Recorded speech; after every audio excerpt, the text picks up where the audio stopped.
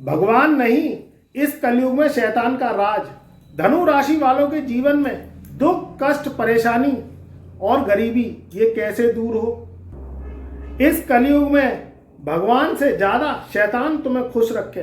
दुख, कष्ट, गरीबी, परेशानी और जीवन में लंबे समय तक आर्थिक स्थिति का कमजोर रहना, व्यापार में घाटा होना, नौकरी का बार बार छूट जाना और कर्जे की स्थिति का बन जाना, ये सब चीजें इस कलयुग में शैतानी युग में आ गई हैं। व्यक्ति पैसों के लिए ही जीवन का यापन करता है और पैसों के लिए ही व्यक्ति अपने जीवन को चलाता है।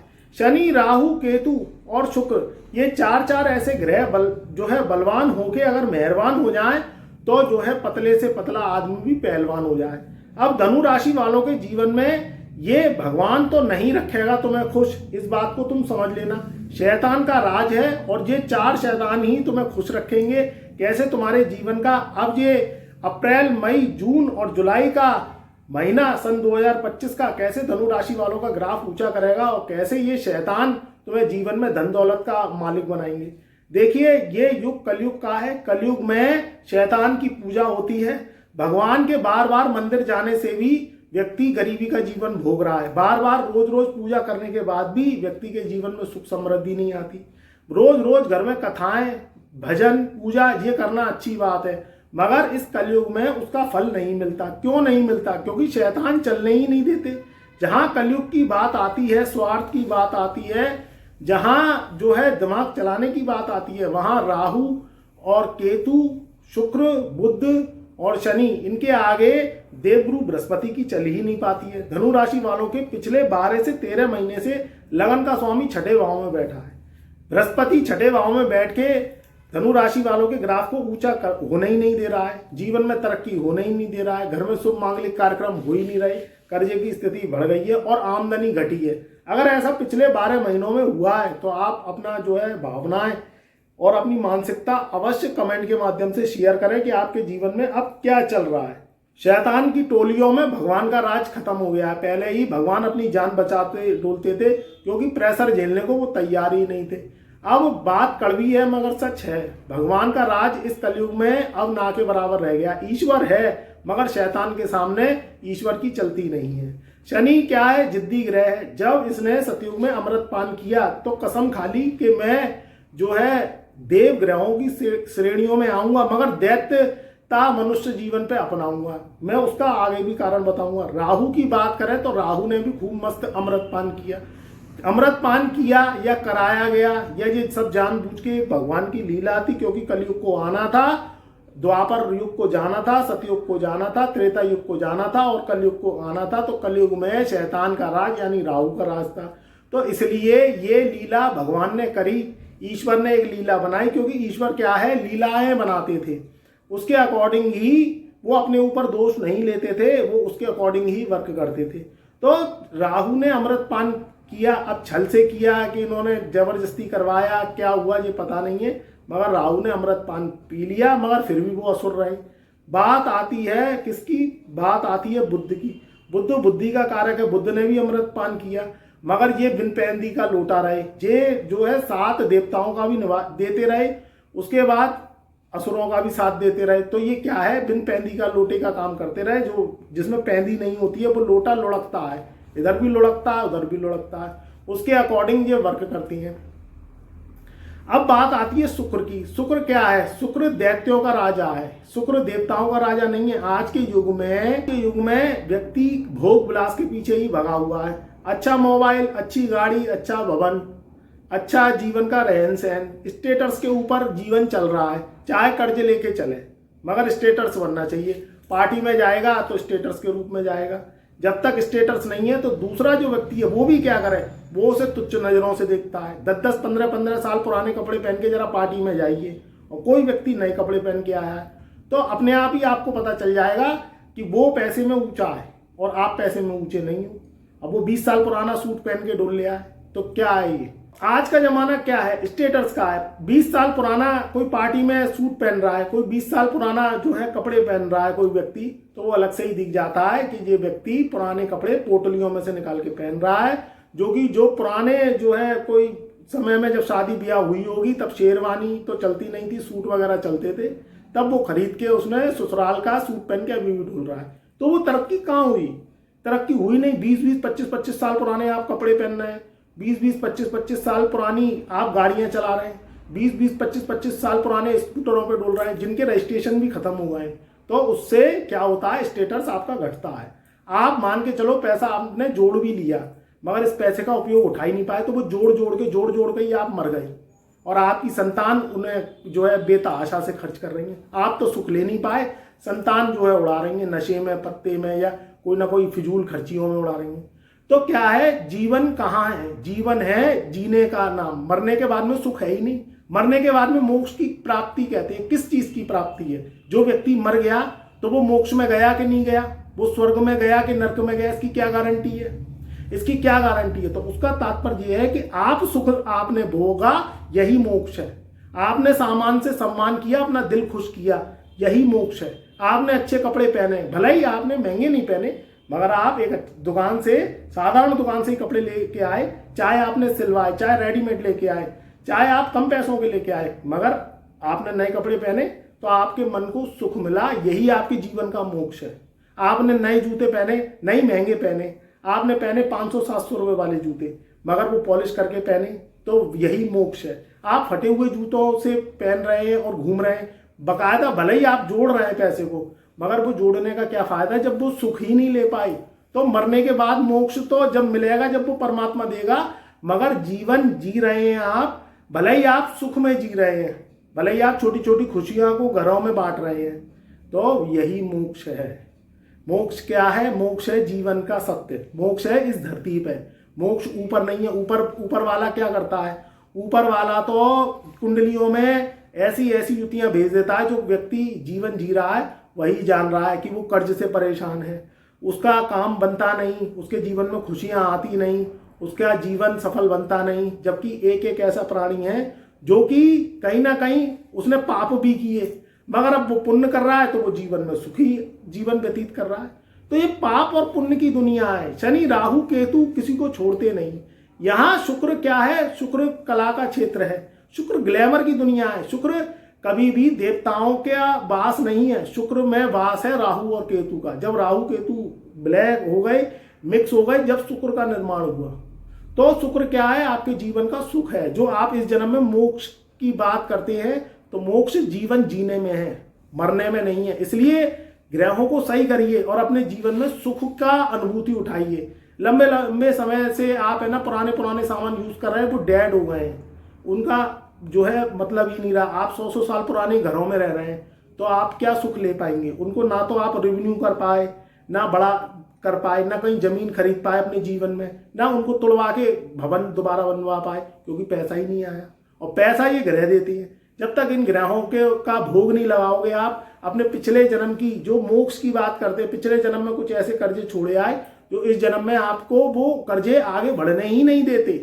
भटकता हुआ प्राणी है, भटकता हुआ इंसान है, बस भटकता रहता है, और वो भटकाव ग्रह ही देते हैं। वो भटकाव को ग्रह ही खत्म करते हैं, देते भी वही हैं और खत्म भी वही करते हैं। मगर कहीं ना कहीं उनके उपाय, उनके शास्त्रों में मंत्र, उपाय और दान धर्म ये जुड़े हुए हैं। तब उनसे आपके जीवन के कर्ज खत्म होते हैं, तब जाके आपके जीवन में वो कर्ज खत्म होते जाते हैं, तो आपके जीवन में प्रोग्रेस चालू होती जाती है। नहीं तो वही फटे पुराना जीवन है, जीते रहिए और मोक्ष की बात करते रहिए। तो मोक्ष जिंदा पे है, मरे पे मोक्ष नहीं है। मरे पे किसने देखा है कि वो कहाँ गया? यही क्या है? यही ये 4 ग्रह सिखाते हैं आपको। अब हम बात करते हैं कि भगवान नहीं शैतान का राज। यहाँ स्थितियां कैसे बदलेंगी? 29 मार्च सन 2025 से धनु राशि वालों की स्थितियां बदलेंगी। सबसे पहले तो तीसरे घर में बैठा हुआ शनि, अब तीसरे घर में बैठा हुआ शनि अपना ट्रांसफर करेगा, अपना राशि परिवर्तन करेगा, स्थान परिवर्तन करेगा और धनु राशि वालों के चौथे घर में बैठ जाएगा। शैतान का राज नहीं से स्टार्ट होगा, क्योंकि चौथा घर काल पुरुष की कुंडली के अनुसार चंद्र का घर है। चंद्रमा देव ग्रहों की संज्ञा में आता है, ये सबको पता है, ये बताने की जरूरत नहीं है। शनि राक्षस और देवताओं की श्रेणी में आता है, मगर राक्षसों की संज्ञा को निभाता है, क्योंकि शनि क्रूरता का मालिक है। शनि की 7.5, शनि की पनौती, शनि की महादशा और शनि के जो 7.5 अंतरदशा है, इसमें मैंने अपना अनुभव है और मैंने सच कड़वा है मगर सत्य है, ध्यान रख लेना। मीठी बात नहीं करता हूँ, क्योंकि मीठी ज़्यादा मीठा खाने से डायबिटीज शुगर की बीमारी हो जाती है, कड़वा खाओगे तो डायबिटीज शुगर की बीमारी खत्म हो जाती है। तो हमेशा कड़वी दवाई ही निरोगी काया देती है। तो यहाँ क्या है, शनि आपके चौथे घर में आएगा, दैत्य श्रेणी में आता है। जब जब शनि की 7.5 ढैया महादशा लगती है, वो क्या है, घटतोल का समय होता है, क्योंकि शनि परीक्षा लेना खत्म करता नहीं। और परीक्षा व्यक्ति कितनी दे, पहले ही धनु राशि वाले सन 2014 से लेके और 17 जनवरी सन 2023 तक वह परीक्षा दे दे के परेशान हो गए। पहले ही 7.5 ने उन्हें निस्त नाबूद कर दिया। फिर 2.5 साल का अरसा गया है, फिर अब ये 29 मार्च से 7.5 पनौती शुरू होने वाली है 2.5 साल की, जो 2028 तक चलेगी। तो क्या है ये, अब यहाँ से शैतान का राज शुरू होगा, मगर ये मीन राशि में प्रभाव देंगे। तो मीन राशि गत शनि जब जब आते हैं 30 साल बाद, तो वह क्या है, शैतान का राज चलता है, तो उसमें धनु राशि वालों को अब दिक्कत परेशानी नहीं होगी। तीसरी बात निकल के आती है राहु की। राहु एक ऐसा ग्रह है जो करता है, अचानक करता है। खुद ही को बुलंद कर इतना कि खुदा बंदे से पूछे कि तेरी रजा क्या है। राहु इसी का काम करता है। जब राहु देने पे आएगा तो छप्पर फाड़ के देगा, कंगाल को भी अमीर बना देगा। एक एक झोपड़ी वाले कहीं ना कहीं ऐसे फेमस हुए हैं जो वह बहुत ज्यादा लखन तो उन्होंने सपने में सोचा होगा, वो करोड़ों की दौलत के वारिस बन गए। कहीं उनकी ऐसा जैकपॉट लगा है कि वो झोपड़ी वाले जो है 1-1, 2-2 करोड़ के लॉटरी सट्टे जीत गए। ये उनके मुकद्दर की बात है। कहीं ना कहीं जो गरीब आदमी है उसके पास क्या होता है, उसके पास कुछ होता तो है नहीं, दौलत होती नहीं है, शोहरत होती नहीं है, इज्जत बनाता है वो, मगर क्या है, उसको समाज से देखा ही नहीं जाता सही नजरों से, क्योंकि अमीरों से अमीर ही बोलता है, अमीरों से कभी गरीब नहीं बोलता है। तो वो बेचारे क्या है, राहु का दिमाग होता है, कहीं ठेला लगा लेंगे, कहीं छोले कुलचे लगा लेंगे, कहीं बेचारे कोई है ना वो सोशल मीडिया पे अपना कोई एक्सपेरिमेंट कर लेते हैं। अगर उन्हें कुछ आता है तो वो है ना कोई दिमाग लगा के कोई ड्राइंग पेंटिंग कर लेंगे। तो वो क्या करते हैं, वो कुछ ना कुछ करते रहते हैं, राहु की ट्रिक से चलते रहते हैं। तो एक दिन कुछ कहीं ऐसा जैकपॉट भी लगता है कि वो बहुत ज्यादा अमीर हो जाते हैं, या गरीबों के बच्चे बेसिक स्कूलों से पढ़ के ही वो आज बड़े बड़े अफसर, बड़े बड़े जज, मजिस्ट्रेट और बड़े बड़े पदों पर बैठे हुए हैं। तो यहाँ क्या है, गरीब का बच्चा अमीर कब बनता है, जब वो सिक्स सेंस को लेके आता है। और ये सिक्स सेंस होता है केतु का, और जो बुद्धि होती है वो राहु की होती है। बड़े बड़े लोग भी देखे गए हैं कि वो ऐश अय्याशी करके अपने माता पिता का धन नष्ट कर देते हैं, उनकी इज्जत नष्ट कर देते हैं। मगर गरीब का बच्चा अगर दिमाग से इधर से चल जाए तो वह लखन नहीं करोड़ों का मालिक बनता है। और बनता वो अपनी मेहनत लगन से, और वो अपनी जो उसमें आर्ट होती है वो राहु देता है। तो ये राहु की दुनिया है। तभी जो है अमीर का बच्चा तो वो अमीर रहेगा कि नहीं रहेगा, मगर गरीब का बच्चा अगर अमीरी का दिमाग में लेके आ जा और उसे लगे कि मेरे को अपने माता पिता का नाम ऊंचा करना है, तो वो कहीं ना कहीं अपनी रात दिन हराम करके अपने जीवन को बहुत बड़ा उज्जवल बना देता है। वो एक दिन बड़ा आदमी बन के दिखाता है। तो ये जरूरी नहीं है कि जो स्कूल में बैठा हुआ आगे बैठा हुआ बच्चा है, जो आगे बैठा हुआ बच्चा है वो फर्स्ट डिवीजन ना आए। कभी ना कभी जो मास्टर उसे पीछे बैठा देता है किसी बच्चे को, वो आगे बैठता ही नहीं है, वो भी एक दिन बहुत बड़ा आदमी बनता है। तो इस बात को ध्यान रखिए, ये गेम है, ये गेम का खेल है। तो यहाँ शैतानों का राज चलता है। अगर शैतान मेहरबान हो जाए धनु राशि पे तो जिंदगी में लखन नहीं करोड़ों का अरबों का मालिक बना देते हैं। और इज्जत भी देने वाले यही हैं, जीवन में तरक्की देने वाले भी यही हैं। तो मित्रों, राहु का 18 मई सन 2025 से राशि परिवर्तन होगा। वो राहु हो जाएंगे और तीसरे घर में आ जाएंगे। इधर हम जो 4 ग्रहों की बात कर रहे हैं उसमें केतु भी है, केतु को भी सिक्स सेंस का कारक माना गया है, तो वो भी आपके भाग्य स्थान में आ जाएंगे। 10वें घर को छोड़ के 9th हाउस में आ जाएंगे। तो यहाँ भाग्य स्थान का केतु भी बुलंदी देगा। तो जीवन में भगवान नहीं शैतान आपको खुश रखेगा, क्योंकि ये 4 ग्रहों का रौला अब आपके जीवन में आकस्मिक धन लाभ की प्राप्ति करवाएगा, जीवन में बड़ी तरक्की और बूस्ट देगा। मगर मित्रों ध्यान रखना, मेहनत ये मांगती है, लगन ये मांगते हैं, फोकस ये मांगते हैं। दारूबाजी, नशा, कहीं ना कहीं बुरी सोबतों में पड़ोगे तो जीवन में कभी तरक्की नहीं कर पाओगे। आप मोबाइल पे समय दीजिए, मगर अपनी जरूरत और ज्ञान की चीजें देखिए। आप फोकस बनाइए। अगर आप जॉब करना चाहते हैं तो जॉब पे फोकस बनाइए, आप कोई व्यापार करना चाहते हैं तो व्यापार पे फोकस बनाइए। मगर कुंडली से बड़ा कुछ नहीं है।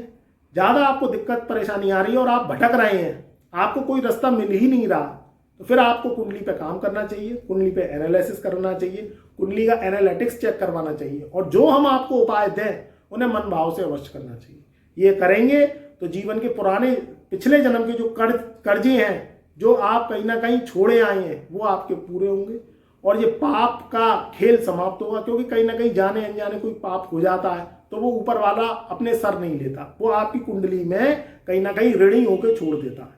जब तक उन्हें उतारोगे नहीं, जब तक उनका जो है पाप का पुण्य नहीं करोगे, जब तक आपको जीवन में सफलता नहीं मिलेगी।